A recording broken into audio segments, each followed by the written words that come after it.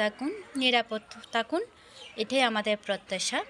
তবে আন্তরিক এবং মানসিকতা সবসময় সুন্দর স্বচ্ছতার দিক দিয়ে যেন পরিচর্যা করা হয়, এটাই তো মানব ইতিহাসের একটা সুন্দর অধ্যায় হয়ে থাকে।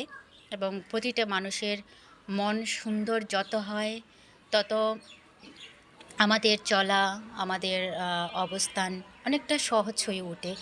আবার এই ক্ষেত্রে কিছু কথা বলতে গেলে আসলেই হয় কি, আমরা যতই সৎ হই না কেন, সহজ সরল হই না কেন বা, তো তারপরেও অনেক সময় বাহ্যিক কিছু বিষয় আসে, আপনার সে সততার মূল্যায়ন কেউ করবে, এইটাও কখনো আশা করা ঠিক না। কারণ এটা বর্তমান সমাজের দিকে তাকালে আমরা দেখতে পাই, এটা খুবই দুর্লভ একটি বিষয়। কারণ কে কাকে কিভাবে পদদলিত করে উঠে যাওয়ার চেষ্টা করে, এগুলা সত্যি খুবই একটা বাজে একটা স্বভাব বলা যায়।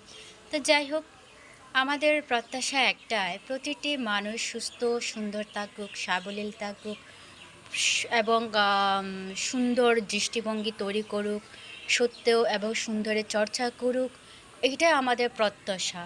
তো যাই হোক, সকলে ভালো থাকুন, সুস্থ থাকুন, নিরাপদ থাকুন।